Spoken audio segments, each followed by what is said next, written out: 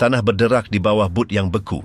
Di kejauhan, sebuah kereta api tentera berhenti tanpa amaran di tengah-tengah ketiadaan. Kesunyian hanya dipatahkan oleh angin, lebih mengganggu daripada bunyi tembakan. Ini adalah Ukraine di tengah-tengah Perang Dunia Kedua. Di antara bukit-bukit bersalji, kampung-kampung yang dipenuhi lumpur dan ladang-ladang kosong, lelaki tanpa nama dihantar ke barisan depan tanpa tahu sama ada mereka akan kembali. Arahan datang dari Moskow atau Berlin, tetapi dilaksanakan di sana di jalan-jalan yang terbuka antara sungai dan dataran. Tidak ada barisan belakang, tidak ada tempat perlindungan. Setiap rumah boleh menjadi parit, setiap bukit, sasaran. Orang awam melihat askar-askar lalu dengan ketakutan dan kepasrahan. Ada yang ditarik bersama mereka, ada yang menguburkan apa yang mereka boleh sebelum melarikan diri. Musim sejuk tidak mengampuni dan pertempuran juga tidak. Ketika hari-hari berlalu, Ukraine bukan lagi menjadi garis pertempuran, tetapi medan di mana segala sesuatu hancur. Apakah tempat yang diambil oleh tanah ini dalam perang yang mengubah seluruh dunia?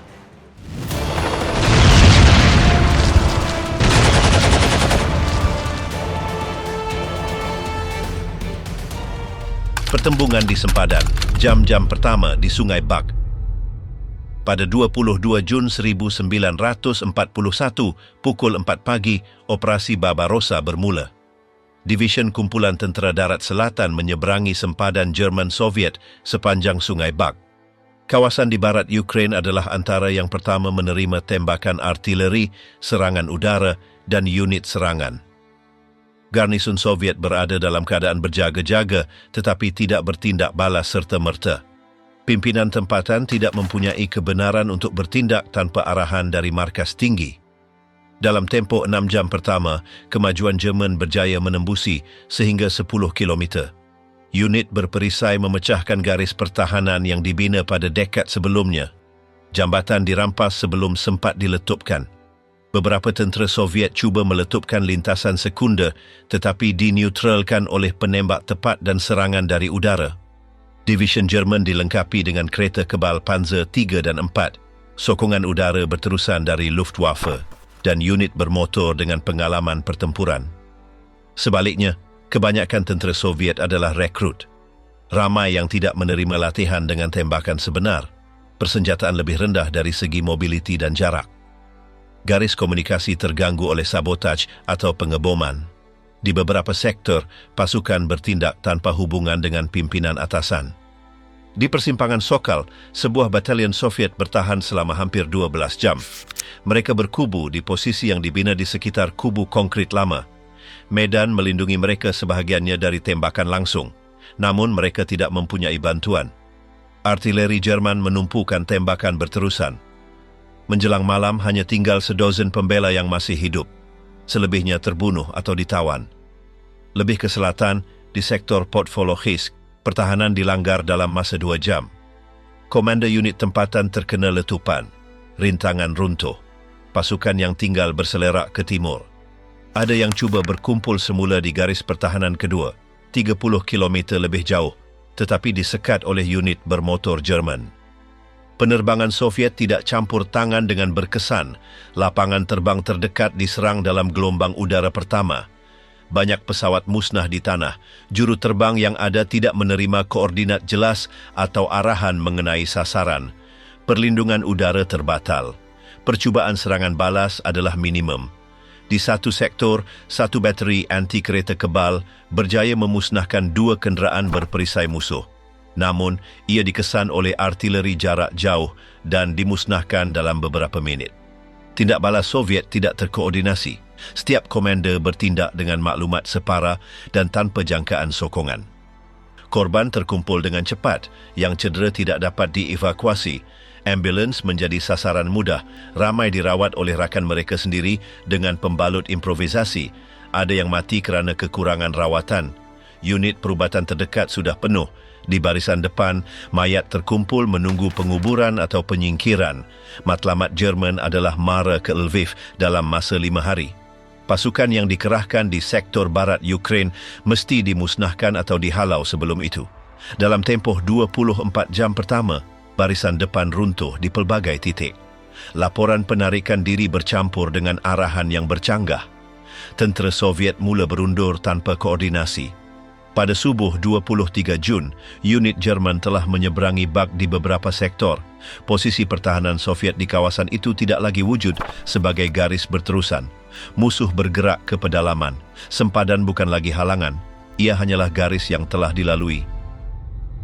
Kantong Uman, pengepungan dan pemusnahan di jantung Ukraine. Pada 5 Ogos 1941, di dataran luas antara Sungai Bug Selatan dan Dnieper, unit Jerman berjaya mengepung lebih 100,000 tentera-tentera merah di wilayah Uman. Kumpulan Tentera Darat ke-6 dan Kumpulan Panzer. Pertama bertemu dari utara dan selatan, memerangkap Tentera Darat ke-6 dan ke-12 Soviet, yang sebahagian besarnya terdiri daripada rekrut dari Ukraine Tengah dan Timur. Hari-hari sebelum penutupan perimeter ditandai dengan penarikan diri yang kacau bilau oleh pembela. Arahan markas besar untuk mempertahankan posisi tanpa sokongan berkesan menyebabkan perpecahan dalaman. Garis improvisasi tidak tahan tekanan kereta kebal musuh. Kolom yang cuba menyusun semula dibom dari udara oleh Luftwaffe yang menguasai sepenuhnya. Jalan raya dipenuhi kenderaan rosak, kuda terbiar, peralatan tidak berguna, dan mayat pejuang yang terbunuh semasa berundur. Setelah pengepungan selesai, penyerang mula mengurangkan rintangan dalaman secara sistematik. Formasi Soviet terputus hubungan dengan sumber yang habis dan tanpa hubungan dengan pimpinan atasan beroperasi secara terpencil. Setiap kontingen cuba mempertahankan zon mereka tanpa pengetahuan tentang gambaran keseluruhan. Seksi infanteri kurang dilengkapi. Ramai askar hanya beberapa minggu menyertai dengan latihan yang sedikit dan tiada pengalaman. Dalam beberapa kes, senapang Mosin Nagant digunakan dengan peluru terhad. Senjata automatik tidak mencukupi berbanding kuasa tembakan musuh. Musuh menggunakan gabungan pengeboman berterusan dan serangan bergerak. Posisi terdedah, tanpa perlindungan anti pesawat, terdedah kepada serangan kereta kebal Panzer. Di hutan berhampiran, serangan hendap dineutralkan dengan penyembur api atau peluru pembakar. Padang terbuka menjadi corong maut. Tembakan dari pelbagai arah menghalang sebarang penarikan terkoordinasi. Panas musim panas mempercepatkan kemerosotan. Kekurangan air memaksa mereka minum dari lopak tidak bersih. Luka cepat dijangkiti. Tiada hospital medan. Beberapa paramedik yang ada merawat puluhan kes dengan alat kasar dan bekalan terhad. Usungan dibuat improvisasi dengan selimut, pintu atau dahan. Yang cedera dibawa secara manual atau dengan gerabak. Pada 8 Ogos, percubaan besar-besaran untuk memecah kepungan ke timur dilakukan. Beberapa regimen cuba membuka jalan ke Dnieper, tanah berlumpur dan tindak balas pantas pasukan Jerman menghalang kemajuan. Kumpulan tentera merah berselerak di bawah tembakan mortar dan mesingan dari bukit berhampiran. Dalam kekacauan, ramai askar terpencil atau terperangkap di aliran sungai. Laporan markas musuh mencatat lebih 20,000 terbunuh atau ditawan pada hari itu. Pembesar suara digunakan untuk menuntut penyerahan diri. Beberapa pegawai Soviet mengarahkan pertempuran diteruskan. Yang lain menghadapi keruntuhan total, membenarkan anak buah mereka cuba melarikan diri dalam kumpulan. Perpaduan hilang. Pejuang yang keletihan dan kelaparan meninggalkan posisi untuk mencari makanan di ladang atau runtuhan. Tiada tempat perlindungan, kampung berhampiran kosong atau diduduki Jerman. Kumpulan Panzer bertindak pantas. Tugas mereka adalah menghapuskan sebarang fokus penentangan dan mara ke timur. Mereka tidak berhenti untuk mengukuhkan kedudukan. Unit mekanik menghancurkan sektor dan meninggalkan kawasan di bawah kawalan infanteri. Tawanan dikumpulkan dan dihantar ke belakang di bawah pengawal bersenjata. Ramai dipaksa berjalan berhari-hari tanpa makanan atau air ke pusat transit di barat. Antara yang terkepung adalah sebilangan besar rakyat Ukraine yang dimobilisasi dalam barisan Soviet. Ada yang berjuang hingga saat terakhir, ada yang menyerah sebaik ada peluang. Tiada sistem pimpinan bersatu. Setiap kumpulan bertindak berdasarkan keputusan tempatan. Beberapa komander dihukum kerana enggan terus berjuang, yang lain hilang apabila hubungan dengan pasukan lain terputus. Anggaran operasi adalah besar. Anggaran kemudian menyebut lebih 100,000 korban, termasuk yang terbunuh, ditawan atau hilang. Kesan segera adalah strategik. Penarikan tentera merah dipercepatkan. Wilayah seperti Kirovogrado dan Kryvyi Rih tidak terlindung. Pasukan paksi sampai ke Dnieper tanpa menghadapi pertahanan yang kukuh selama berminggu-minggu. Medan menyimpan kesan yang kelihatan selama berbulan-bulan. Parit yang digali tergesa-gesa tetap terbuka. Tanaman menjadi medan kemusnahan. Runtuhan kenderaan, senjata, pakaian dan barang pribadi berkarat di bawah matahari. Di beberapa sektor, mayat tidak dikebumikan sehingga lama kemudian. Hujan membawa kain, peluru dan tulang ke jalan utama. Kesan manusia kurang ketara tetapi lebih berterusan. Keluarga rekrut tidak pernah menerima penjelasan, kebanyakan disenaraikan sebagai hilang. Pihak berkuasa Soviet enggan mengakui skala kekalahan, dokumen diklasifikasikan, korban tidak dilaporkan secara terbuka. Di kampung, kesunyian dan ketiadaan menggantikan nama-nama. Bagi pimpinan Jerman, ia adalah kemenangan taktikal yang dilaksanakan dengan pantas dan cekap. Bagi yang terkepung, ia adalah penghapusan beransur-ansur tanpa peluang bertahan. Operasi di Uman bukan pertempuran seimbang. Ia adalah tindakan sepihak ke atas musuh yang terpecah, kurang lengkap, dan dikalahkan dalam semua aspek. Tanah Ukraine menyerap akibatnya. Serangan balas Kharkov, serangan gagal dan malapetaka operasi Soviet. Pada 12 Mei 1942, Tentera Merah melancarkan salah satu serangan terbesar di wilayah Ukraine sejak pencerobohan Jerman. Matlamatnya adalah mengambil semula bandar Kharkov yang ketika itu di bawah kawalan kumpulan tentera darat selatan. Operasi direka oleh markas tinggi Soviet sebagai peluang untuk memecah barisan timur berakhir dengan salah satu kekalahan paling mahal pada masa itu.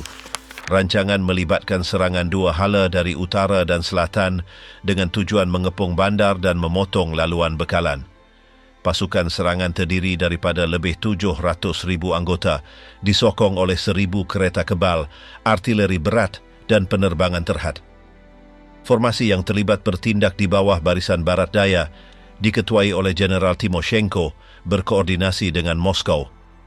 Pada hari-hari pertama, serangan berkesan. Beberapa garis pertahanan musuh runtuh di bawah tekanan awal. Pejuang Soviet menyeberangi Sungai Donets, menawan beberapa lokasi di selatan dan memaksa pembela berundur ke posisi sekunder. Parit musuh dirampas dan brigade berperisai dikerahkan untuk memanfaatkan kelemahan. Namun perancangan Soviet mempunyai kelemahan kritikal. Maklumat tentang susunan musuh tidak tepat. Koordinasi antara sektor lemah, pasukan bergerak kekurangan bahan bakar untuk mengekalkan momentum. Keadaan medan dengan lumpur dan jalan tidak rata menghalang kemajuan. Garis komunikasi terdedah kepada sabotaj dan gangguan. Pimpinan Jerman menyedari perkembangan serangan, mengelak tindakan tergesa-gesa. Daripada berundur, mereka mengatur serangan balas mengepung. Sementara formasi Soviet marah ke bandar, tentera Panzer pertama melancarkan manuver dari selatan menuju zon penyebaran awal.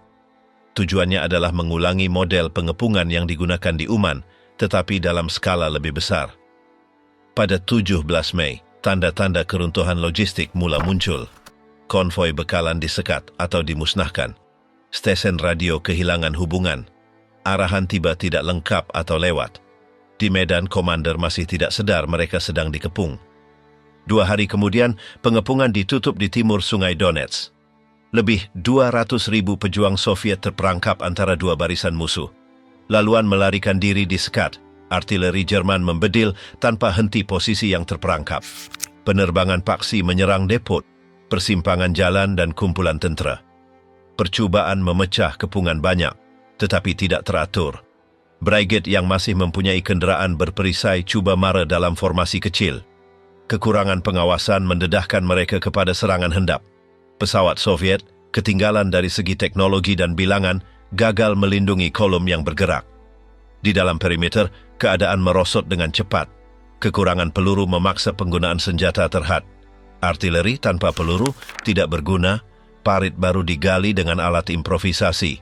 Keadaan perubatan buruk, panas, dehidrasi dan mayat yang tidak dikutip mempercepatkan keruntuhan fizikal. Pada 21 Mei, Stalin membenarkan penarikan terhad, tetapi masa tidak memihak. Kumpulan yang masih boleh cuba melarikan diri sudah tidak teratur atau sangat lemah. Pegawai yang merancang pelarian terkawal terbunuh oleh tembakan musuh sebelum sempat bertindak. Selebihnya terperangkap di padang terbuka tanpa perlindungan atau pimpinan. Dalam 3 hari berikutnya, pengepungan menjadi operasi pemusnahan. Pasukan Paksimara mengikut sektor, membahagikan kumpulan terpencil, menawan pejuang, atau menghapuskan pusat penentangan. Tawanan dikumpulkan secara besar-besaran, ramai dihukum mati, yang lain dihantar ke kem di bawah pengawal bersenjata. Kebanyakan tidak kembali. Kharkov tidak diambil semula. Operasi melemahkan barisan barat daya Soviet secara kekal. Korban melebihi 200,000, termasuk yang terbunuh, cedera, atau ditawan. Kehilangan material termasuk ratusan kereta kebal, artileri, lori, sistem komunikasi, dan pesawat yang tidak berguna. Wilayah musnah. Kampung yang digunakan sebagai laluan dihapuskan. Jalan raya dipenuhi, sisa kenderaan terbakar, tong kosong, peluru tidak meletup, dan mayat yang reput. Kubur besar digali oleh penduduk, dipaksa oleh bau dan tekanan musuh. Kremlin tidak mengakui malapetaka secara terbuka. Maklumat diklasifikasikan. Kenyataan rasmi menyebut komplikasi operasi. Keluarga pejuang tidak menerima butiran. Ramai disenaraikan sebagai hilang. Tiada penghormatan, tiada gambar, hanya kesunyian sebagai jawapan. Percubaan mengambil semula Kharkov bukan sahaja gagal sebagai operasi taktikal. Ia adalah kesilapan strategik yang melemahkan Tentera Merah ketika belum pulih dari kerugian tahun sebelumnya. Ia membenarkan musuh mengekalkan inisiatif dan melambatkan serangan masa depan. Kos ditanggung sekali lagi oleh lelaki yang dihantar ke depan. Banyak daripadanya rakyat Ukraine tanpa pilihan atas nasib mereka. Letupan yang meranapkan Dnieper, hari Dnipro dikorbankan. Pada 18 Ogos 1941, semasa serangan Jerman ke timur, Tentera Merah melaksanakan salah satu manuver paling drastik sepanjang perang di Ukraine. Pemusnahan sepenuhnya empangan hidroelektrik Dnipro. Struktur tersebut terletak di atas sungai dengan nama yang sama di Bandar Zaporizhzhia, merupakan salah satu projek kejuruteraan terbesar Kesatuan Soviet. Keputusan untuk meletupkannya dibuat oleh markas besar untuk menghalang kemarahan musuh, walaupun mengorbankan nyawa awam dan tentera yang berada di hilir sungai. Empangan itu dibina pada dekad 1930, pernah menjadi simbol perindustrian. Keupayaan elektriknya membekalkan kilang, kereta api, dan bandar-bandar. Ia juga berfungsi sebagai halangan semula jadi yang strategik. Dengan pasukan Jerman menyeberangi Bak Selatan dan menghampiri Dnieper, pihak berkuasa Soviet memilih untuk melumpuhkan struktur tersebut.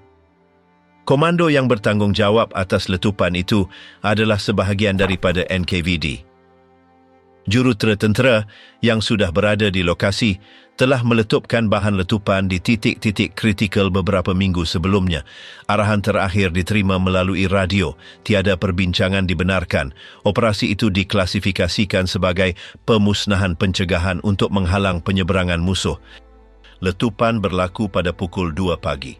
Kuatnya letupan itu kedengaran sehingga beberapa kilometer jauhnya. Empangan itu runtuh dalam beberapa saat. Air yang tersimpan selama bertahun-tahun dilepaskan dengan kekuatan besar. Ombak setinggi lebih 30 meter meluncur menuruni aliran Dnieper, meranapkan segala-galanya di laluannya. Kapal, dermaga, jambatan, rumah, gudang, pos kawalan, dan tempat perlindungan. Ribuan askar Soviet berada di tebing selatan sungai, mempertahankan kedudukan atau berundur ke timur. Kebanyakan mereka tidak diberi amaran tentang letupan itu. Tiada pemindahan, tiada amaran. Patroli yang mengawal lintasan di Zaporizhzhia dan Nikopol lenyap dalam beberapa minit. Parit ditimbus lumpur dan serpihan. Barisan kenderaan dan tentera yang sedang bergerak dihanyutkan. Penduduk awam di kampung-kampung tepi sungai juga terjejas. Banyak komuniti tidak dimaklumkan. Ada yang terjaga akibat bunyi letupan. Yang lain tidak sempat bertindak. Jalan-jalan di kampung ditenggelami air dalam beberapa minit. Rumah-rumah tanah liat dan kayu hancur di bawah arus. Pokok-pokok tercabut. Mayat-mayat terapung bercampur dengan uniform, senjata dan haiwan. Dokumen dalaman Tentera Merah tidak merekodkan jumlah korban sebenar. Dianggarkan antara 20,000 hingga 100,000 orang terbunuh, termasuk askar dan orang awam. Arsip NKVD dikunci. Kesan sampingan dianggap sebagai sebahagian daripada pengorbanan perang. Liputan media tidak dibenarkan. Gambar udara yang diambil kemudian menunjukkan jalur kemusnahan sepanjang lebih 150 km. Komando Jerman yang marah dengan pantas ke arah Dnipro terpaksa menghentikan pergerakan mereka. Jambatan kereta api musnah dilanda ombak. Laluan masuk ditutupi lumpur dan serpihan logam. Kemarahan mereka perlahan sekurang-kurangnya seminggu. Namun, gangguan itu tidak cukup untuk menghentikan serangan. Pasukan Jerman menggunakan bot dan lintasan improvisasi untuk terus maju. Akibat taktikal terhad, tetapi kesan kemanusiaannya sangat besar. Di barisan belakang Soviet, unit-unit yang kehilangan majoriti anggota mereka ditempatkan semula. Ada yang terselamat ditemui separa tertimbus dalam lumpur beberapa hari kemudian. Mayat-mayat dihanyutkan sehingga ke pantai Laut Hitam. Ramai tidak dapat dikenal pasti. Pihak berkuasa Soviet mengenakan senyap. Tiada upacara diadakan. Tiada nama diterbitkan. Tiada ucapan takziah dikeluarkan. Empangan itu dianggap berjaya dilumpuhkan. Sebarang sebutan awam tentang jumlah kematian dilarang. Jurutera yang bertanggungjawab dianugerahkan secara sulit. Keluarga mangsa hanya menerima notifikasi generik tentang kematian semasa bertugas. Bandar Zaporizhia sebahagiannya tidak boleh digunakan. Talian elektrik runtuh. Kilang-kilang berhenti beroperasi. Sistem kereta api tergendala. Hospital dipenuhi yang cedera dengan patah tulang, luka dan lecur. Pentadbiran tempatan digantikan oleh wakil parti yang dihantar dari Kiev. Tugas mereka adalah memulihkan ketenteraman, bukan memberi penjelasan. Di lapangan, kemusnahan jelas kelihatan. Pokok-pokok condong ke arah yang sama. Struktur logam bengkok akibat tekanan air. Depot tentera kosong. Pakaian askar tergantung di dahan dan tiang. Bau busuk tidak tertahan. Pasukan pemulihan bekerja dengan topeng kain. Tiada keranda. Parit digali untuk mengebumikan mayat secara beramai-ramai. Selama beberapa minggu, barisan depan beralih ke timur. Operasi itu menjadi catatan kecil dalam laporan perang. Di kampung-kampung, kisahnya tersebar secara lisan. Mereka menyebutnya ombak yang tidak dijangka. Tiada yang tahu pasti siapa yang mengarahkan letupan itu. Penduduk yang terselamat tidak menerima bantuan rasmi. Mereka juga tidak diiktiraf sebagai mangsa konflik. Pada peringkat strategik, pemusnahan di Dnieper menunjukkan kesediaan Soviet untuk mengorbankan infrastruktur dan nyawa demi menghalang musuh. Ini bukan kali terakhir taktik ini digunakan, tetapi ia antara yang paling dahsyat di tanah Ukraine. Sungai yang selama berabad-abad menjadi pusat perdagangan dan simbol wilayah bertukar menjadi senjata penghalang besar-besaran. Runtuhan empangan mengambil masa berbulan-bulan untuk dibersihkan. Pembinaan semula bermula tahun-tahun kemudian tanpa plak, tanpa monumen, tanpa rekod awam. Kerosakan segera bukan hanya fizikal, ia juga psikologi. Pejuang Tentera Merah sedar bahawa undur tidak bermakna selamat. Dalam konteks perang total, tiada tempat yang berada di luar medan pertempuran. Pertempuran Korsun melarikan diri di bawah tembakan pengepungan Soviet.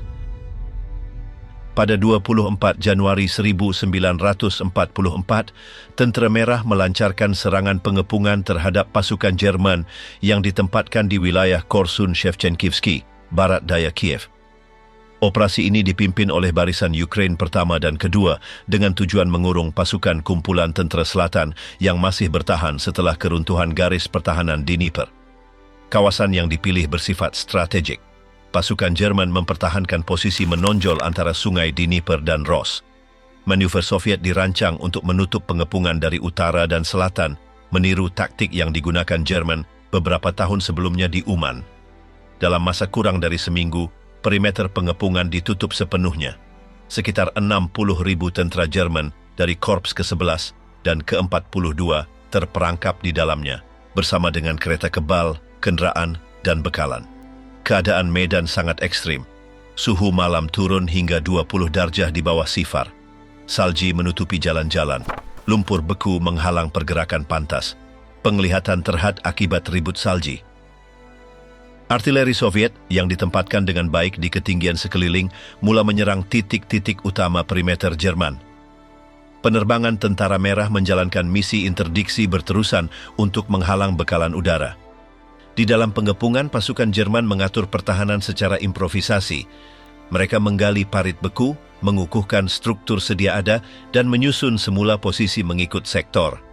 Jeneral Wilhelm Stemmermann mengambil alih pemerintahan gabungan pasukan yang terkepung.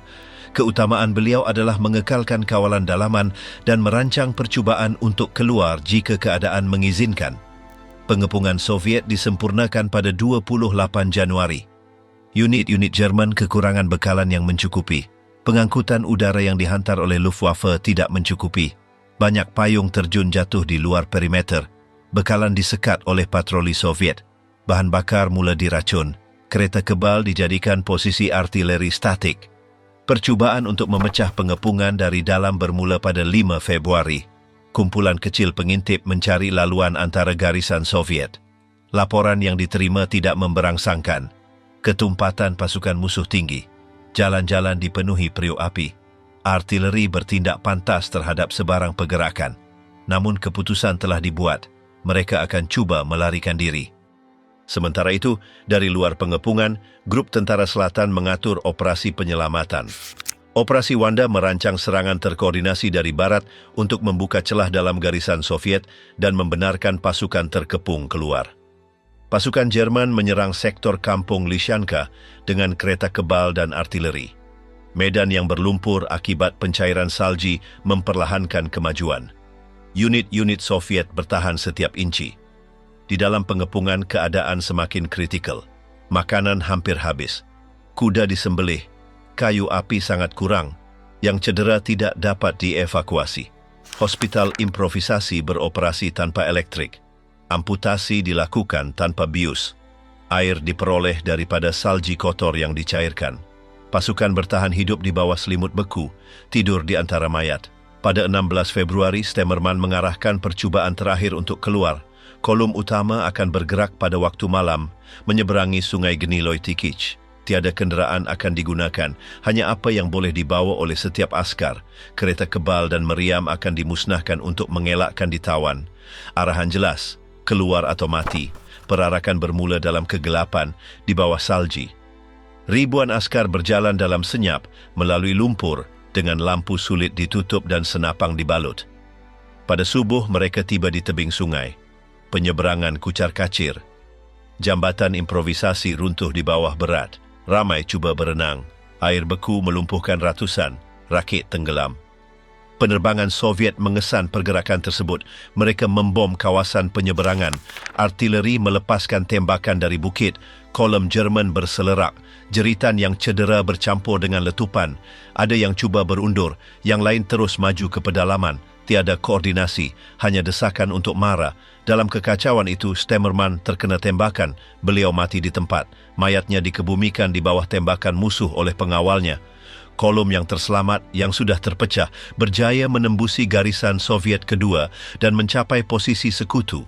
Hanya sekitar 30.000 askar berjaya keluar dari pengepungan. Lebih separuh pasukan terkepung mati, hilang, atau ditawan. Medan perang dipenuhi peralatan terbengkalai.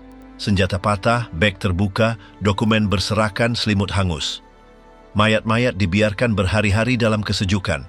Ada yang dimakan anjing liar. Kampung-kampung berhampiran tidak diduduki semula, sehingga berminggu-minggu kemudian. Bau busuk merebak berkilometer. Pasukan Soviet mengumpulkan sisa-sisa. Mereka mengenal pasti posisi, menguburkan mayat, mengklasifikasikan tawanan. Propaganda Soviet meraihkan kemenangan. Akhbar memaparkan peta pengepungan, tetapi tiada gambar. Aspek kemanusiaan pertempuran diabaikan. Yang terselamat dari Jerman diagihkan ke kem-kem. Ramai tidak tahan musim sejuk. Korsun menjadi amaran kepada komando Jerman.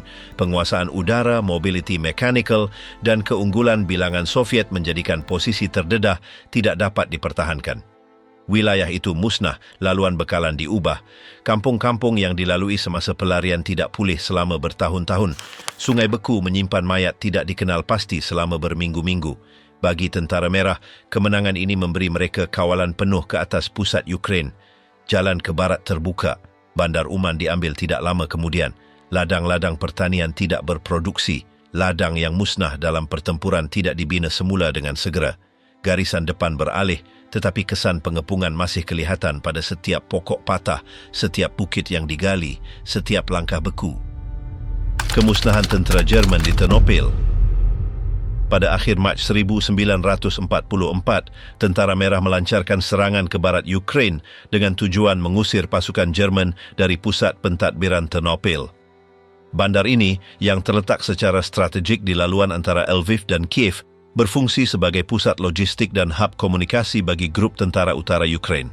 Pertahanannya diserahkan kepada garnisun sekitar 4.000 askar Jerman di bawah pimpinan Jenderal von Neindorf. Serangan Soviet bermula pada 24 Mac. Serbuan dilaksanakan oleh unit-unit front Ukraine pertama, termasuk divisi infanteri, artileri berat, brigade berperisai, dan regimen Jurutra. Bandar itu dikepung dengan cepat. Garnisun terpencil dalam masa kurang dari 48 jam. Tiada laluan bekalan, penerbangan Soviet menguasai udara. Tiada peluang untuk berundur. Artileri melepaskan tembakan berterusan dari bukit di timur bandar. Posisi pertahanan Jerman menjadi sasaran peluru meriam 122 dan 152 mm. Rumah-rumah batu runtuh, jalan-jalan tersekat runtuhan. Komunikasi radio terganggu di beberapa sektor. Tempat perlindungan bawah tanah dibina sebelum serangan mula dipenuhi air akibat paip pecah. Komandan Jerman mengarahkan pembahagian bandar kepada zon-zon pertahanan. Setiap sektor perlu bertindak secara autonomi. Bangunan diperkukuh dengan karung pasir dan plat logam. Tingkap dijadikan pos tembakan. Askar menggali terowong antara ruang bawah tanah. Kenderaan musnah dijadikan barikat. Hospital Medan ditempatkan di sebuah gereja lama. Penduduk awam telah dievakuasi minggu sebelumnya. Ternopil menjadi kubu tanpa penghuni. Hanya askar Jerman dan pejuang Soviet yang marah dari semua arah. Kolom serangan Soviet menggunakan penyembur api, bahan letupan, dan mortar ringan. Setiap bangunan yang diambil menjadi pos tembakan. Setiap meter yang dimajukan mengorbankan nyawa. Dalam 5 hari pertama, pasukan Jerman berjaya menghalang beberapa serangan frontal. Posisi yang teratur, disiplin taktikal, dan pengalaman pertempuran bandar membolehkan mereka menahan kemarahan. Namun, keletihan berterusan. Peluru semakin kurang, korban meningkat, semangat mula runtuh. Pada 30 Mac, Tentara Merah meningkatkan kepungan. Depot peluru dimusnahkan dengan serangan udara tepat. Lori yang cuba menghampiri dari barat dihapuskan sebelum tiba. Pengepungan mutlak. Suhu malam turun di bawah sifar. Yang cedera tidak dapat dievakuasi. Mayat bertimbun di tangga tempat perlindungan. Pada 1 April, Soviet melancarkan serangan terkoordinasi dari pelbagai arah. Artileri membedil selama 6 jam. Kemudian pasukan masuk melalui kawasan utara dan timur. Pertempuran berlaku rumah demi rumah. Grenade dilontar melalui tingkap pecah. Askar turun melalui dinding yang runtuh. Jalan dipenuhi runtuhan, darah, dan serpihan uniform. Pasukan Jerman membalas dengan mesingan dan senapang dari posisi tetap. Namun, bilangan pembela semakin berkurangan. Peluru habis, grenade dilambatkan. Sebahagian pejuang menggunakan senjata rampasan. Yang lain bertempur secara berdepan dengan bayonet atau pisau improvisasi. Jenderal von Neindorf terkena serpihan ketika memimpin pertahanan di persimpangan utama. Beliau mati tanpa sempat dievakuasi. Mayatnya diseret oleh rakan ke parit perlindungan. Komando terpecah. Unit yang tinggal beroperasi tanpa koordinasi. Sistem pertahanan berpecah kepada kelompok-kelompok terpencil. Dalam hari-hari berikutnya, Soviet marah ke kawasan perindustrian. Kilang-kilang diambil satu demi satu. Kolom Jerman berundur ke pusat bandar. Titik pertahanan terakhir ialah bangunan majlis perbandaran, stesen kereta api, dan gudang tentera. Struktur-struktur ini dikepung, diserang, dibakar, atau diruntuhkan. Pada 5 April, pertahanan berakhir. Tiada penyerahan rasmi. Kebanyakan askar telah mati. Ada yang membunuh diri sebelum ditawan.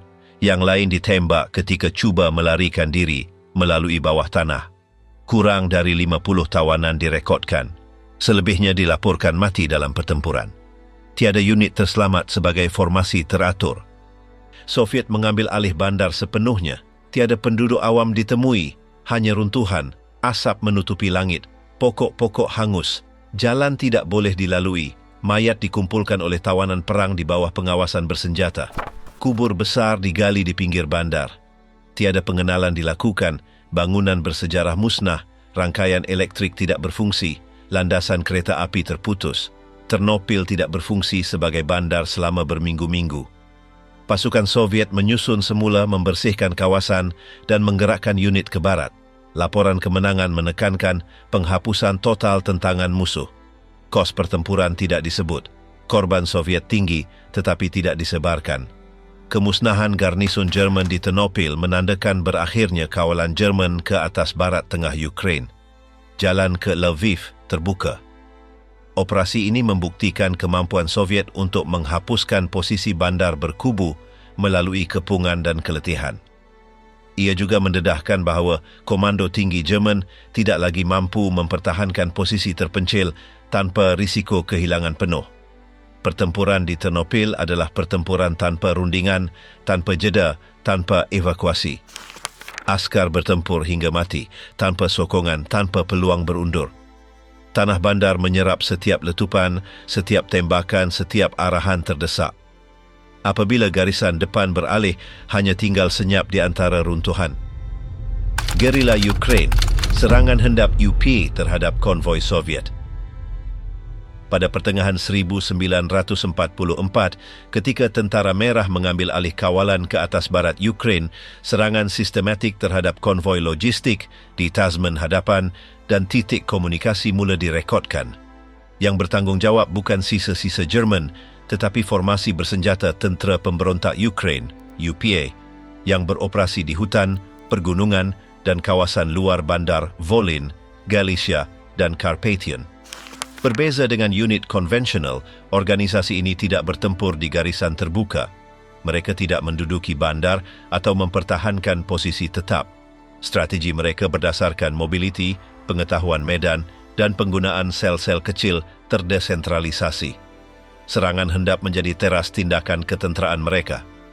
Sasaran bukan hanya askar musuh, tetapi juga kereta api kargo, depot, talian telefon, jalan raya, dan landasan kereta api. Konvoi Soviet yang melintasi hutan tebal atau laluan pergunungan sering menjadi sasaran. Pemberontak meletakkan periuk api pada waktu malam, membuang tanda jalan dan menunggu dalam persembunyian. Apabila lori pertama terkena letupan, penembak tepat melepaskan tembakan dari pelbagai sudut. Kekeliruan menghalang tindak balas terkoordinasi. Tumpuan tembakan diberikan kepada pemandu, pegawai dan radio. Selepas serangan dilancarkan, kumpulan itu berundur dalam beberapa minit. Mereka meninggalkan kenderaan terbakar, mayat berserakan dan jejak yang dihapuskan. Askar yang terselamat tidak tahu berapa banyak penyerang atau dari mana mereka datang. Unit Tentara Merah yang bertanggungjawab untuk keselamatan jalan tidak berpengalaman dalam perang gerila. Taktik mereka tidak berkesan di ruang tanpa penglihatan, di mana peta tidak tepat dan jam bergerak lebih pantas. Di wilayah Rivne, salah satu serangan paling dahsyat berlaku pada Ogos. Sebuah kereta api berperisai tergelincir di laluan yang telah disabotaj. Letupan diikuti serangan grenade, tembakan silang, dan sasaran ke gerabak komando. Bahan musnah. Yang cedera tidak dapat dievakuasi. Pemberontak berundur sebelum bantuan tiba. Komando Soviet bertindak balas dengan operasi pembersihan. Mereka mengerahkan unit khas NKVD, sekatan jalan raya, dan patroli mudah alih. Penduduk tempatan di soal siasat, penangkapan besar-besaran dilakukan, dan perintah berkurung dikenakan. Tetapi pemberontak tidak berada di kampung. Mereka tinggal di hutan, gua, atau perlindungan bawah tanah yang dibina dengan kayu, tanah, dan daun. Ada yang tidak muncul di kawasan berpenduduk selama berminggu-minggu. Senjata mereka berasal dari pelbagai sumber. Rampasan perang, senjata Jerman yang ditinggalkan, bekalan sendiri. Senjata mereka termasuk senapang automatik, mesingan ringan, bahan letupan improvisasi, dan peta lukisan tangan. Setiap unit mempunyai antara 10 hingga 50 anggota. Mereka tidak memakai uniform standard. Ramai pejuang adalah petani yang bergilir antara kerja pertanian dan aksi bersenjata. Kesan terhadap logistik Soviet ketara. Beberapa batalion dialihkan dari operasi hadapan untuk melindungi konvoi. Protokol rondaan baru dikenakan. Kereta api berhenti beroperasi pada waktu malam. Komunikasi diperkukuh tetapi masih terdedah. Talian dipotong, tiang dirobohkan, stesen diserang secara mengejut. Rangkaian pemberontak termasuk komando wilayah, unit sabotaj, perisikan tempatan dan rangkaian sokongan. Dokter diimprovisasi. Bekalan sampai melalui simpatisan. Pengetahuan medan membolehkan mereka bergerak tanpa dikesan. Mereka menggunakan kod, isyarat audio dan visual. Mereka tidak bertempur untuk wilayah, tetapi untuk bertahan. Menjelang akhir musim luruh, Soviet mengatur operasi besar-besaran kontra insurgen. Mereka menyisir hutan dengan kolom bersenjata, menggunakan anjing pengesan dan membom kawasan tertentu. Beberapa perlindungan ditemui dan dimusnahkan. Pertempuran sengit. Tiada tawanan diambil. Ahli-ahli gerila bertempur hingga akhir atau bersurai. Korban meningkat di kedua-dua belah. Laluan antara Lviv dan Ternopil paling kerap diserang. Laporan Tentara Merah mencatat lebih 300 serangan dalam 3 bulan. Angka tidak lengkap, banyak kejadian tidak dilaporkan. Komando Soviet bimbang kesan moral terhadap pasukan sendiri. Konflik ini tidak teratur, tidak seimbang, berterusan. Ia tidak mengikut kitaran garisan depan utama. Di kawasan bandar, pertempuran telah berakhir. Di hutan, ia baru bermula. Musim sejuk tidak menghentikan aksi. Jejak di salji cepat hilang. Tembakan hilang antara dahan. Kampung-kampung tahu tetapi tidak bercakap. Di beberapa sektor, penduduk awam terjebak antara dua kuasa. Jika membantu pemberontak, mereka dituduh pengkhianat. Jika bekerjasama dengan Soviet, mereka dilabel sebagai informan. Pembalasan segera. Rumah di Shaki dibakar. Hasil tanaman dirampas. Ketakutan berterusan. Organisasi pemberontak tidak mencari kemenangan total. Matlamat mereka adalah bertahan, mengganggu, melawan. Setiap konvoi musnah, setiap talian terputus adalah mesej. Barat Ukraine tidak tunduk. Ia bukan wilayah stabil, ia medan terbuka, dipertikaikan tanpa sempadan jelas. Perjuangan gerila ini berterusan walaupun selepas kejatuhan Berlin. Pada tahun 1945 dan 46, serangan hendap, serbuan, sabotaj masih dilaporkan. Pejuang bersembunyi selama bertahun-tahun. Ada yang mati tanpa nama. Yang lain ditangkap, diadili atau hilang. Tiada penyerahan umum, hanya keletihan beransur-ansur. Pemberontak tidak menakluk bandar, tetapi mengubah peta. Mereka mengubah laluan, mengalihkan sumber, memaksa semakan keutamaan ketenteraan. Dalam arsip Soviet, konflik ini dikelaskan sebagai aktiviti penyamun. Di medan ia adalah perang. Perang tanpa garisan tetap, tanpa sempadan jelas, tanpa perjanjian. Pertarungan di ketinggian, pertempuran di Karpatia menentang kemajuan Soviet. Pada Oktober 1944, unit-unit dari Barisan Keempat Ukraine marah ke arah barat daya negara dengan misi melintasi pergunungan Karpatia dan membuka koridor ke Slovakia. Objektif segera adalah memecahkan garis pertahanan Jerman yang dikenali sebagai Laluan Karpatia Timur yang diperkukuh oleh Wehrmacht untuk menahan tekanan Soviet sebelum musim sejuk. Medan ini memberikan rintangan semula jadi. Laluan gunung adalah sempit, dengan cerun curam, jalan tanah berlumpur akibat hujan musim luruh, dan ketinggian yang menyukarkan pengangkutan artileri berat. Laluan yang boleh dilalui adalah sedikit dan dipasang periuk api. Pokok-pokok mulai kehilangan daun, mengurangkan perlindungan semula jadi untuk pergerakan tersembunyi. Penglihatan terhad oleh kabus tebal yang terkumpul di lembah pada waktu subuh. Pasukan Jerman yang dikerahkan kebanyakannya terdiri dari division gunung. Mereka mempunyai pengalaman bertempur di ketinggian, kedudukan tinggi yang diperkukuh dengan bunker kayu dan batu, titik pemerhatian yang strategik, dan medan tembak yang telah ditetapkan. Mereka menggunakan mortar ringan, mesingan dipasang, dan tembakan silang dari kedudukan tinggi untuk menghentikan pendaki Soviet. Kemajuan Soviet bermula pada 6 Oktober. Infanteri dibahagikan kepada platon, mendaki melalui laluan selari. Keldai digunakan untuk mengangkut peluru dan amunisi. Penyeberangan banjaran gunung pertama adalah perlahan. Setiap puncak yang diambil perlu diamankan sebelum meneruskan. Tembakan musuh datang dari kedudukan yang tidak kelihatan di antara pokok pinus. Bunyi tembakan bergema di antara dinding batu, menyukarkan untuk menentukan asal tepatnya. Penyapu ranjau Soviet membuka jalan di bawah tembakan. Beberapa bahagian diletupkan oleh pihak bertahan, memaksa penyerang membuat laluan baru. Unit-unit hadapan menghadapi bahan letupan tersembunyi, perangkap jatuh, dan tembakan tepat.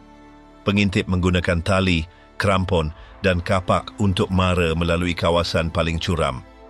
Pertempuran adalah perlahan, fizikal dan berterusan. Artileri Soviet terpaksa menyesuaikan diri. Mereka menggunakan meriam ringan yang diangkut secara berperingkat. Bateri dipasang di kawasan lapang gunung dan disamarkan dengan jaring ranting. Pemerhati menghantar koordinat dari ketinggian. Tembakan diperbetulkan secara masa nyata, walaupun kabus dan ketinggian mengganggu pengiraan trajektori. Jerman membalas dengan tembakan pekat, mengarahkan peluru meriam ke laluan pendakian yang diketahui. Pertempuran berlaku pada ketinggian lebih dari 1.000 meter dari paras laut. Kesejukan berterusan, angin menghempas tempat perlindungan sementara. Askar tidur di celah batu, dalam khemah basah atau tanpa perlindungan. Kelembapan merendam boot, tangan kehilangan deria rasa, senjata tersekat kerana pembekuan. Selimut dikongsi antara beberapa lelaki. Kedudukan Jerman adalah kukuh. Di beberapa puncak, Soviet mengambil masa lebih dari 3 hari untuk mengatasi pertahanan. Serangan dilakukan dengan granat tangan, tembakan rifle, dan pertarungan jarak dekat. Korban adalah tinggi. Tiada kemungkinan untuk evakuasi pantas. Yang cedera dirawat di gua tanpa cahaya atau anestesia. Bekalan makanan sampai dengan susah payah. Daging dalam tin beku di dalam bungkusan. Pada minggu kedua, Tentera Merah berjaya mengawal beberapa laluan penting, termasuk laluan Uzok. Dari sana, kemajuan terkoordinasi ke lembah Slovakia dirancang. Pasukan Jerman mula berundur secara berperingkat, namun mereka mengekalkan kumpulan tempur tersembunyi di kawasan tinggi untuk mengganggu barisan belakang musuh. Penembak tepat kekal di kedudukan tersembunyi selama berhari-hari. Komunikasi adalah berselang-seli. Radio hanya berfungsi pada ketinggian tertentu. Mesej dihantar melalui pelari manusia. Kadang-kadang, arahan sampai dengan beberapa jam lewat. Komander terpaksa bertindak autonomi, menyesuaikan kemajuan dengan medan tanpa menunggu pengesahan. Setiap keputusan dibuat dengan maklumat yang terhad. Pada pertengahan bulan, ribut salji meliputi ketinggian. Pertempuran tidak berhenti. Jalan menjadi tidak boleh dilalui. Ski dan kereta salji sementara digunakan. Tembakan artileri dihentikan kerana penglihatan rendah. Serangan menjadi senyap. Askar berjalan tanpa bercakap, mengesan jejak di salji, menembak secara refleks. Kesenyamaan adalah sama bahaya dengan bunyi bising.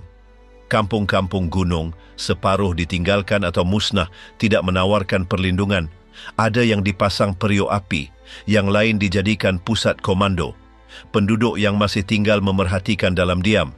Ada yang bekerjasama kerana paksaan, yang lain kerana ketakutan. Tiada yang bercakap tentang pasukan yang lalu. Hanya jejak, asap dan tembakan di kejauhan yang kelihatan. Penyeberangan penuh pasukan Soviet melalui Karpatia mengambil masa lebih dari 4 minggu. Setiap kilometer yang diperoleh melibatkan pertempuran korban dan usaha fizikal yang melampau. Peta diperbetulkan oleh askar sendiri yang menandakan laluan, gua dan tempat serangan hendap. Undur Jerman tidaklah kucar-kacir. Ia dilakukan secara berperingkat dengan periuk api ditinggalkan di persimpangan dan umpan diletakkan untuk menarik tembakan musuh. Kawalan akhir kawasan membolehkan Soviet memasuki Slovakia, tetapi kawasan pergunungan di barat Ukraine tidak menjadi selamat. Undur Jerman digantikan oleh aktiviti tidak teratur UPA yang diaktifkan semula di kawasan berhutan. Garisan depan beralih, tetapi medan tetap tidak stabil. Pergunungan Karpatia tidak mencatat pertempuran besar-besaran. Tiada kereta kebal, bandar runtuh atau kolom mekanikal. Tetapi di sana mereka bertempur selama berminggu-minggu, langkah demi langkah, batu demi batu. Nama bukit hanya tinggal dalam laporan taktikal, bukan pada monumen, yang mati dikebumikan di bawah ais, antara akar, tanpa batu nisan atau rekod. Undur di bawah salji, keruntuhan Jerman semasa serangan di Dnieper. Pada awal Oktober 1943, markas besar Soviet melancarkan serangan besar-besaran untuk menyeberangi Dnieper dan mengambil semula wilayah tengah Ukraine. Operasi ini bertujuan membebaskan Kiev dan mengusir pasukan Paksi dari tebing timur sungai.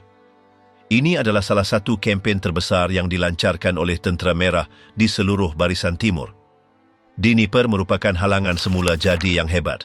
Formasi musuh telah memulakan pembinaan kubu pertahanan di sepanjang tebing barat dikenali sebagai Garis Timur.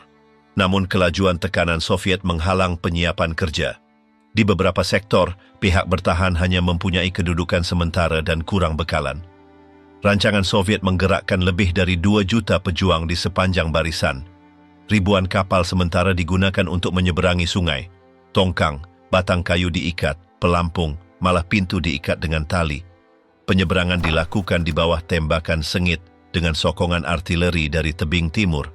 Unit-unit menyeberang pada malam hari, dilindungi kabus atau di bawah serangan awal. Sungai menjadi koridor bahaya berterusan. Berhampiran di Dnipro, kedudukan musuh cuba menghentikan penyeberangan dengan tembakan mesingan dan mortar yang pekat.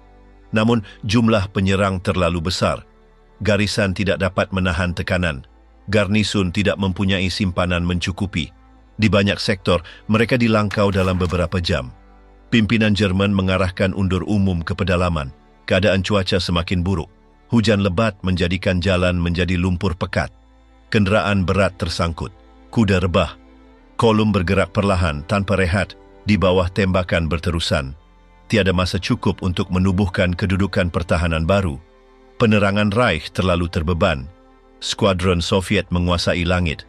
Mereka menyerang persimpangan, kereta api, laluan bekalan, dan formasi yang berundur. Unit-unit paksi terdedah. Beberapa kumpulan gagal berkumpul semula dan ditinggalkan di medan. Komunikasi merosot, mesej disadap, arahan sampai lewat atau hilang, pimpinan tempatan membuat keputusan tanpa mengetahui perkembangan keseluruhan. Di banyak sektor pejuang berundur tanpa sadar, mereka telah ditinggalkan oleh unit jiran. Kekacauan berlipat ganda. Di wilayah Cherkasy, keadaan amat kritikal. Pertahanan runtuh selepas 5 hari pertempuran. Laluan penghubung musnah. Musuh sudah berada di belakang garisan ketika beberapa kumpulan masih menyangka mereka bertahan di depan. Formasi bergerak tanpa arah, cuba mengelak dikepung. Medan dipenuhi lumpur dan runtuhan, menyukarkan pergerakan. Kekeliruan berterusan. Peralatan perang ditinggalkan atau dimusnahkan. Kereta kebal tanpa bahan api dihentikan dan diletupkan. Meriam tidak boleh digunakan. Amunisi dibakar untuk mengelak ditawan. Landasan kereta api dipotong. Jambatan dirobohkan. Semua yang tidak boleh dibawa dimusnahkan. Unit yang keletihan terus bergerak. Mereka tidur di tepi jalan, makan roti beku, minum dari lopak atau air hujan. Yang cedera dibawa menggunakan usungan sementara atau ditinggalkan. Pasukan perubatan tidak mencukupi, rawatan dilakukan di tempat terbuka tanpa perlindungan dengan peralatan asas. Pada minggu terakhir Oktober, salji mulai turun. Lumpur membeku, jalan raya hilang di bawah lapisan putih. Tiupan angin sejuk melukai kulit. Untuk memanaskan badan, askar membakar sisa pakaian, kayu basah, malah kain pengangkut. Meriam artileri ditinggalkan kerana mekanisme beku. Satu-satunya keutamaan adalah marah. Sementara itu, Tentera Merah mengukuhkan kedudukan selepas penyeberangan. Titik kepala jambatan ditubuhkan dan batalion disusun semula untuk mara ke Kiev, kawasan yang dibebaskan dalam keadaan runtuh, jalan sunyi. Di banyak kampung tiada yang terselamat. Infrastruktur musnah. Stesen kereta api roboh, sekolah runtuh. Operasi Dnipro menandakan peralihan penting. Dari saat itu, inisiatif berada di tangan Soviet. Pasukan musuh, lemah dan terus berundur, tidak lagi mampu menubuhkan garisan stabil di tanah Ukraine. Percubaan menghentikan kemajuan bersifat tempatan dan tidak berjaya lama. Bagi mereka di garisan, undur bukanlah manuver strategik. Ia adalah perjuangan untuk hidup.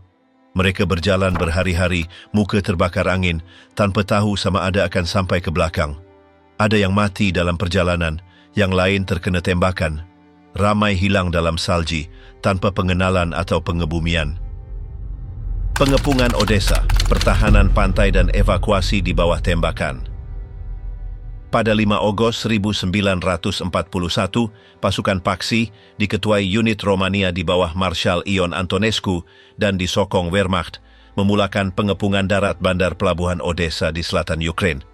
Bandar ini adalah salah satu pangkalan utama armada Laut Hitam dan pusat logistik penting untuk pertahanan Soviet di barat daya. Serangan ini menandakan permulaan pengepungan yang berlanjutan selama 73 hari menjadi antara pertahanan bandar besar-besaran pertama di barisan timur. Garnisun Soviet diatur di bawah Komando Pertahanan Odessa, terdiri daripada kira-kira 80,000 askar, kebanyakannya tentera laut, unit Tentera Merah dan milisi pekerja. Pertahanan diatur dalam garis sepusat sekitar bandar menggunakan parit, sarang mesingan, kedudukan anti kereta kebal, periuk api dan halangan sementara. Penyediaan medan telah bermula minggu sebelumnya tetapi terhad berbanding skala serangan. Pasukan Romania diperkuat unit Jerman mula mara dari barat laut. Dalam hari-hari pertama, mereka berjaya menawan beberapa kampung pinggir dan memotong sebahagian landasan kereta api ke pedalaman. Artileri musuh mula membombardir kedudukan pertahanan. Bandar terkena tembakan berterusan. Kawasan luar mula dievakuasi. Industri strategik disabotai untuk mengelak ditawan. Tentera Merah membalas dengan pertahanan mendalam. Unit Armada Laut Hitam membombardir kedudukan musuh dari laut. Penerbangan Soviet, walaupun terhad menyerang konvoi bekalan dan bateri artileri, pasukan bertahan menggunakan parit berganda, terowong bawah tanah dan kedudukan berputar untuk mengelak tertekan. Pertahanan termasuk wanita, remaja dan pekerja sukarelawan bersenjatakan rifle dan granat tangan. Percubaan serangan hadapan oleh musuh mengorbankan banyak nyawa. Rintangan bandar memperlahankan kemajuan. Rumah dipertahankan tingkat demi tingkat. Halaman menjadi medan tembak. Tingkap ditutup untuk dijadikan titik tembak. Pembetung digunakan sebagai laluan pergerakan oleh pertahanan. Askar Soviet bergerak melalui bumbung, bawah tanah dan laluan sempit. Sepanjang bulan Ogos, bandar menahan serangan dari 3 arah. Garisan pertahanan mengecil, bekalan air terputus, elektrik bermasalah, hospital beroperasi di bawah bom, komunikasi melalui penghantar pesanan, pesawat musuh menjatuhkan risalah arahan menyerah. Jawapannya adalah peningkatan rintangan. Komando Soviet mula merancang evakuasi mungkin. Bandar separuh dikepung tetapi laut masih terbuka. Armada Laut Hitam masih menjamin laluan keluar. Titik embarkasi dan rancangan undur teratur ditubuhkan walaupun rahsia dikekalkan untuk mengelak moral jatuh. Pada akhir September, keadaan tidak tertahan lagi. Musuh telah menembusi garisan luar dan bertempur di pinggir bandar. Amunisi berkurangan, bekalan makanan minima, unit sudah berkurangan. Ramai pejuang tidak tidur lebih dari 2 jam sehari selama berminggu-minggu. Korban terkumpul di jalanan, rumah terbakar. Penduduk awam bersembunyi di ruang bawah tanah atau menawarkan sokongan logistik. Pada 1 Oktober, evakuasi bermula. Secara berperingkat, unit berundur ke pelabuhan. Operasi dilakukan dalam gelap dengan pelindungan artileri laut. Ribuan askar dimuatkan ke kapal perang, kapal pemusnah dan pengangkut. Setiap kapal berlepadan dengan kapasiti maksimum. Tiada ruang untuk barang pribadi, hanya senjata dan amunisi dibenarkan. Musuh mengesan undur dan mempercepat kemajuan. Tembakan ke pelabuhan meningkat, beberapa kapal terkena, ada askar mati sebelum sempat naik. Yang lain tertinggal tanpa peluang keluar. Secara keseluruhan, lebih 80,000 orang dievakuasi dalam 5 hari, termasuk unit lengkap, kaki tangan perubatan dan arkib tentera. Bandar diduduki pada 16 Oktober. Kedudukan pertahanan kosong, jalan dipenuhi runtuhan, asap menutupi langit. Tiada upacara penyerahan, hanya senyap dan reruntuhan. Musuh mengambil alih tanpa pertempuran akhir. Runtuhan pertahanan dikaji, tetapi tidak difahami bagaimana ia bertahan begitu lama dengan sumber yang sedikit. Pengepungan Odessa adalah kemenangan taktikal untuk pasukan Paksi, tetapi demonstrasi ketahanan teratur oleh Tentera Merah. Evakuasi di bawah tembakan menjadi salah satu operasi laut paling berjaya di barisan timur. Bandar musnah, tetapi teras pembelanya terselamat untuk bertempur di barisan lain. Angka akhir menunjukkan lebih 20,000 terbunuh, puluhan ribu cedera dan bandar pantai musnah sepenuhnya.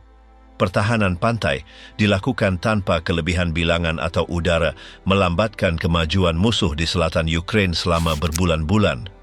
Medan diserahkan tetapi bukan tanpa perlawanan. Runtuhan Odessa menjadi saksi pengepungan, tembakan dan undur. Apabila perang tamat, peta berubah tetapi kesan di tanah dan ingatan tetap utuh.